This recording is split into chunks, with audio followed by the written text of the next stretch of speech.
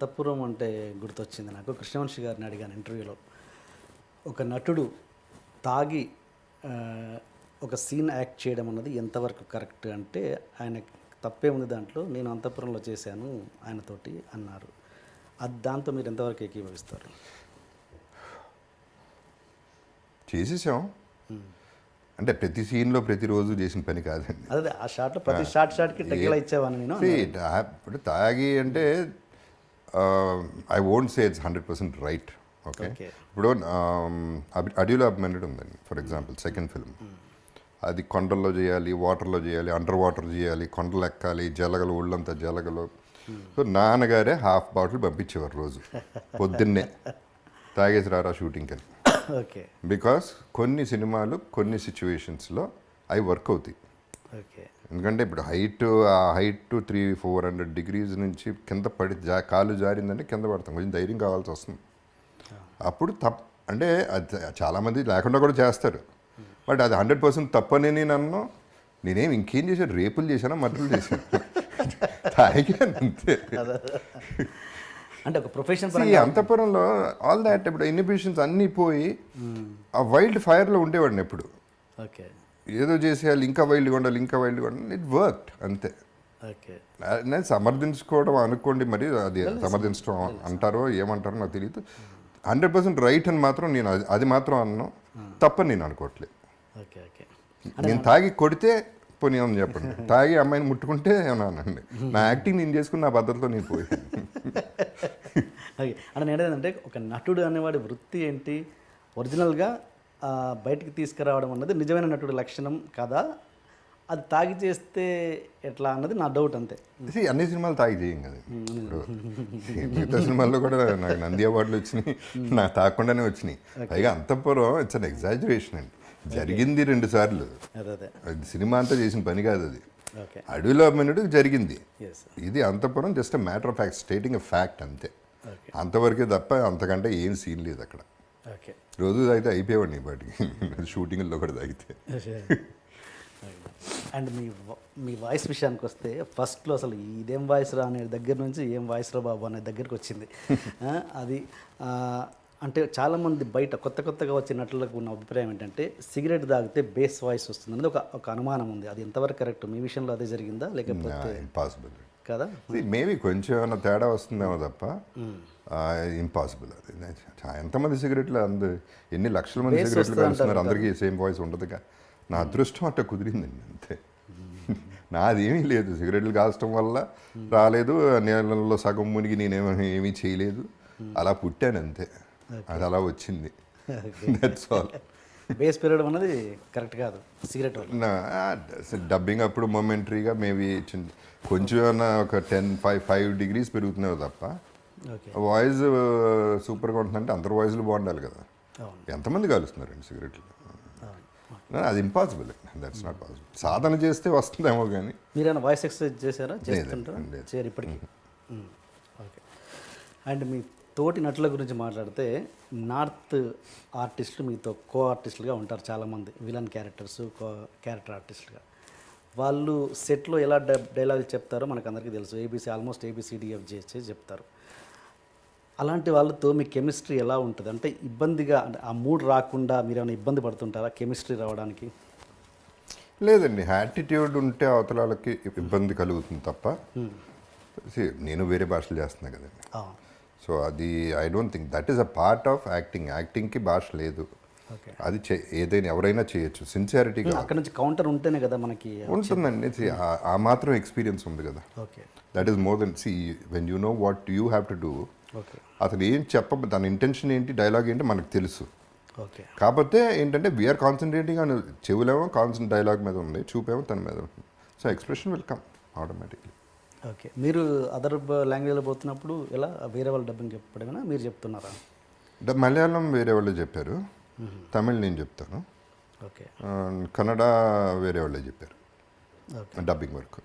ఇలా మీరు దాన్ని నేర్చుకొని చేయాలన్న ఉద్దేశంలో లేరా ప్రకాష్ రాజ్ గారి లాగా?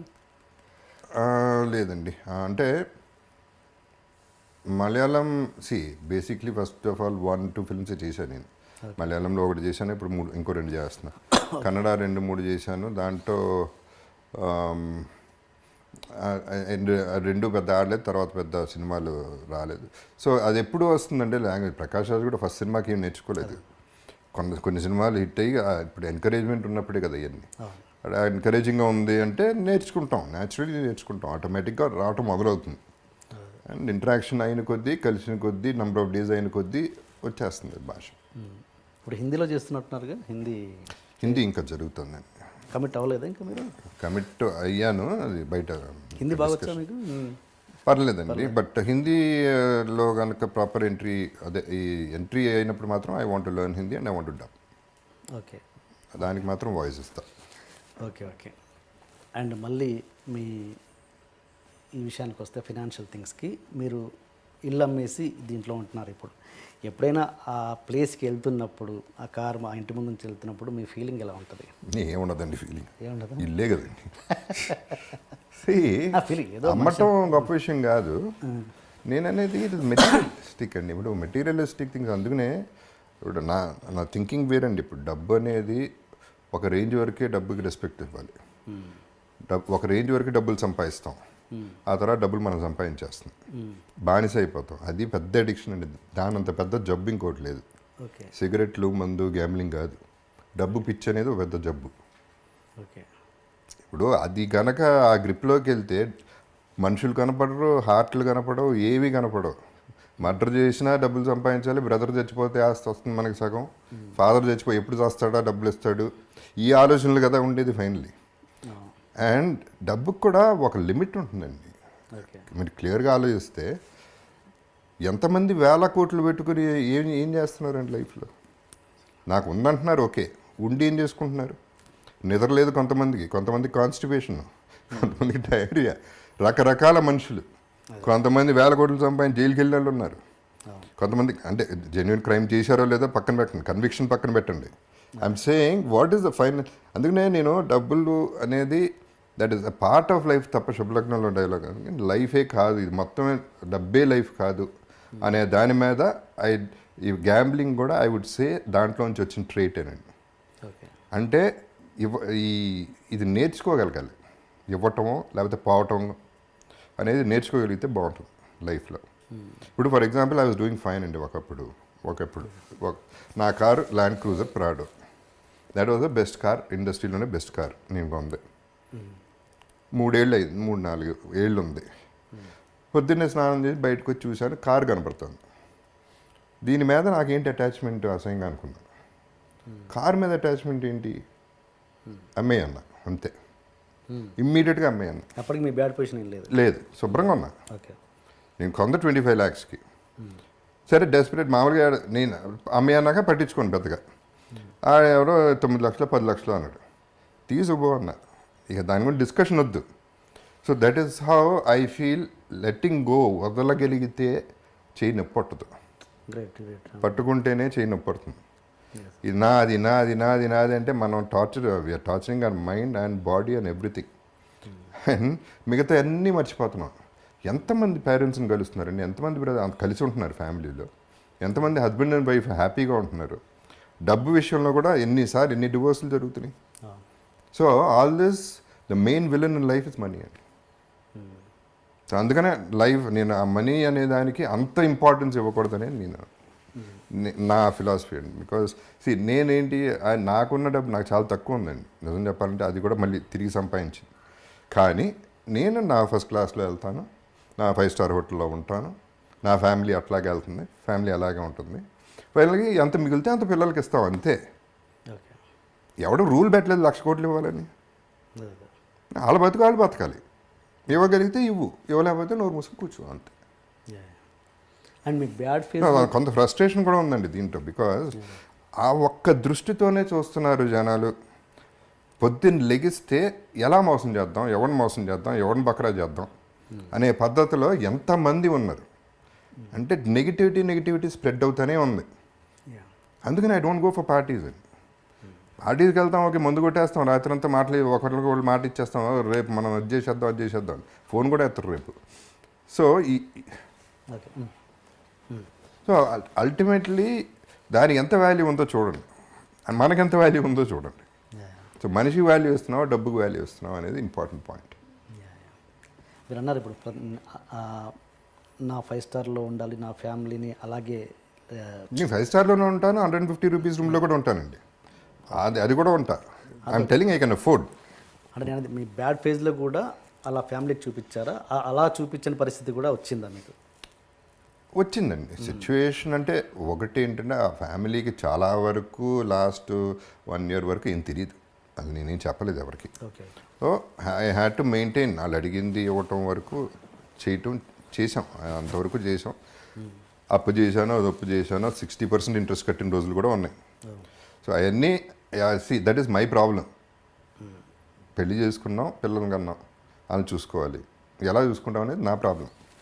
సో అది అప్పు చేశాను, దానివల్ల అప్పులు పెరిగిపోయినాయి, ఇంట్రెస్ట్లు పెరిగిపోయినాయి, వాట్ ఎవర్ హ్యాపీ.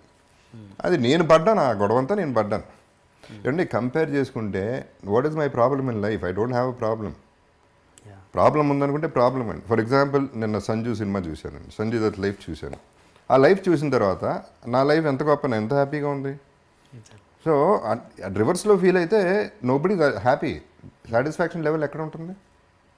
నేను అందరికీ చెప్పేది ఒకటేనండి. ఇప్పుడు నేనున్నాను, జగపతి బాబు ఇక్కడ ఉన్నాడు, అక్కడ లేడు, ఇక్కడ ఉన్నాడు. దీని కింద ఎంతమంది ఉన్నారు? వీళ్ళందరికంటే పైన ఉన్నా కదా.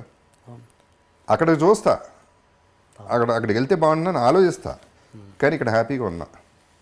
అలా ఆలోచించగలిగితే will have much more love in the society. That is what I'm trying to say. నేను ఇంతకుముందు ఇప్పుడు ఇల్లు అమ్మేయటం అనేది అసలు నేను లేను కూడా లేను యాక్చువల్లీ. ఇల్లు అమ్మేసినాక నేను వైజాగ్లో లెజెండ్ షూటింగ్ చేస్తాను, వైఫే ఖాళీ చేశారు. సో అసలు ఇల్లు అమ్మేస్తున్నారు, బయటికి వెళ్ళిపోతున్నాం అనే ఫీలింగ్ నాకు లేనే లేదు. టు ప్రూవ్ దట్ రీసెంట్గా ఒక పర్టికులర్ విజువల్ నేను షూట్ చేసుకున్నాను వేరే దానికి. ఆ ఇంటి ముందే నేనే కావాలని తీసుకెళ్ళి కెమెరా పెట్టి గేట్ బయట నుంచుని, ఒకప్పుడు నా ఇల్లు ఇది, ఇప్పుడు ఇల్లు అదే, అడ్రస్ అదే, పేరు మారింది, అంతే జరిగింది, అంతకంటే ఏమీ జరగలేదు. ఈ ఇల్లు పోవడం వల్ల నాకేం పెద్ద నష్టం కలగలేదు, ఇంతకంటే పెద్ద ఇల్లే కట్టుకోగలను. So it is not an issue అనేది ఇంతకుముందే చెప్పాను. వాటి మీద ప్రేమ పెంచేసుకుంటే మనం ఎందుకండి ఇంకా? కావాలి, ఇల్లు ఉంటే బాగుంటుంది. బ్రహ్మాండమైన ఇల్లు కట్టడం చాలా ఖర్చు పెట్టి, చాలా మంచి ఆర్కిటెక్ట్తో బ్రహ్మాండమైన ఇల్లు. అందరూ వచ్చేవారు, అందరికీ విపరీతంగా వచ్చేది, అందరికీ 300 రోజులు భోజనం పెట్టేవాడిని. So wonderful times we had, all that is okay fine. But situation అది అయితే ఏమవుతుంది ఏమంటే, ఇప్పుడు హాస్పిటల్కి వెళ్తే పేషెంట్ని చూడటానికి ఒక రూమ్కి వెళ్తే పేషెంట్ చచ్చిపోయాడు, వేరే పేషెంట్ వచ్చేసాడు, పేరు మారిపోయింది, అక్కడ మనిషే పోయాడు అక్కడ. అంత సింపుల్గా జరుగుతుంది. ఇల్లు, కారు ఇట్లాంటివన్నీ అంత సీరియస్గా తీసుకుంటే I don't think you are giving value to your life. ఉన్నాయండి, అన్ని డబ్బులు ఉంటే ఏదన్నా చేసుకోండి లైఫ్లో, ఆల్ దట్ ఈస్ ఓకే. ఆ ఇల్లు మన ఇండస్ట్రీ వాళ్ళే కొన్నారా లేదా బయట వాళ్ళు? లేదు, బయట రమేష్ గారు అని బయట. ఓకే. అంటే ఓకే, మీరు మీ స్టేట్ ఆఫ్ మైండ్ ఇలా ఉంది కాబట్టి మీరు ఇలా ఆలోచించగలుగుతున్నారు. కానీ మీ పిల్లలు, వాళ్ళకి ఎంతో కొంత ఇల్లు మీద అఫెక్షన్ ఉంటుందిగా. That's a very good one అండి. See this is where I have to, అంటే నా ఫ్యామిలీ, నా అదృష్టం మామూలు అదృష్టం కాదండి అది. ఫర్గెట్ అబౌట్ మై ఫెయిల్యూర్, అక్కడ హీరో అయ్యానా, విలన్ అయ్యానా పక్కన పెట్టండి. సి బేసిక్గా నేనేం చెక్కుకోలే, నా ఫేసు అలా పుట్టాను, గొంతు అలా వచ్చింది. నాన్నగారు వల్ల సినిమా ఎంటర్ అయ్యాను. మా అమ్మ she deserve the better son than me, అంత మంచిదామి. మా బ్రదర్స్ ఓ పక్క, మా brother sister in laws, come to my family, వాళ్ళని యాక్సెప్ట్ చేయాలండి. నరకం ఎక్కడ ఉంటుంది? ప్రాబ్లం ఉంటే ఇంట్లో ఉంటుంది, ఆ నలుగురి మధ్యలోనే ఉంటుంది. నాకు ఆ ప్రాబ్లం లేదు. బాధపడతారు, డౌట్ లేదు, బాధపడతారు. ఎక్స్ప్రెస్ కూడా చేయలేదు ఎక్కువ, గొడవ అవ్వలేదు, ఆర్గ్యుమెంట్ అవ్వలేదు, ఏ రోజు ఏమీ జరగలేదు. వాళ్ళు ఒకటే రిక్వెస్ట్ చేశారు, ఇల్లు అమ్మద్దు, ట్రై చేయండి అంది. కుదరలేదు, అమ్మాం. దానికి అదృష్టం ఉండాలండి ఫస్ట్. ఫ్యామిలీ బాగుంటాం అనేది అది అదృష్టం, మిగతా ఇంకేం అవసరం లేదు. ఇంకేమున్నా లేకపోయినా బతికేయచ్చు. ఇంటికి నేను ఒకటే అడిగానండి, పెళ్ళప్పుడు కూడా నేను ఒకటే చెప్పా, బయట ఎన్నన్నా పడతాను ప్రాబ్లం లేదు, ఇంటికి వచ్చేపాటు ఒక స్మైల్తో ఉండి చాలు. That is what I want and that is my happiness in life and that is what I'm getting. ఇంకేం కావాలండి? ఇప్పుడు ఇది కూడా అంతకుముందు డబ్బుకి వస్తాయనండి, అంతకుముందు ఏమంటారు దీన్ని, ముజ్జరాలు. ముజరాలకి వెళ్ళేవాడిని బాంబేలో ఓకే ఓకే ఇక్కడ ఫామ్ హౌస్లో పెట్టినప్పుడు ఏంటనేది నాకు క్యూరియాసిటీ 2-3 సార్లు చూసి నాకు చాలా చిరాకు వచ్చింది. ఆ నోట్లు అట్ట ఇసిరేయటాలు, ఇక్కడ పెట్టటాలు ఆడాళ్ళకి, అక్కడ పెట్టటాలు. అసలు ఏంటిది, ఏం వాల్యూ ఇస్తున్నాం మనం ఆడాళ్ళకి? స్త్రీకి ఇదే మనం ఇచ్చే వాల్యూ. 100 రూపాయలు 10 రూపాయల కోసం వాళ్ళు పడి దానికోసం కష్టపడటం. వాళ్ళ పాపం వాళ్ళ బ్యాడ్ లక్ అట్లా అయింది. ఈ ఎదవలకి ఏమొచ్చింది? ఇదే పద్ధతి. అంటే ఐటమ్ ఒక టాయ్ కంటే వర్స్గా ఒక స్త్రీని చూడటం అనేది చాలా బాధ వేస్తుంది నాకు. సో నేను ఎప్పుడు ఏమనుకునేవాడిని, నా ఫీలింగ్ ఇది చేయలేదు కానీ ఒకసారి వెళ్ళాను ముజరాకి, ₹1,00,000 చేతిలో పెట్టి వెళ్ళిపోయాను అంతే. ముజరా చూడలే, ఏం చూడలే. ఓకే అది నాకు నచ్చింది. At least she'll be happy for 1 month or whatever. Okay ₹1,00,00,000 ఇవ్వాలని నాకు అంత ఆశ ఉందండి అటువంటి వాళ్ళకి. ఇలా కాదు చూడాల్సింది, ఇది కాదు లైఫ్. ఓకే సో డబ్బు గురించి చెప్తున్నాను. I'm coming back to that point. That is my expression ఏంటి ₹1,00,000 చేతిలో పెట్టగానే? నేను చూడను కూడా చూడలేదు. ఓకే నేను చూడను కూడా చూడలేదు యాక్చువల్లీ. నాకు అంటే ఏదో చూడాలి, తన ఎక్స్ప్రెషన్ చూడాలి, తన థ్యాంక్స్, అది ఏం లేదు నాకు.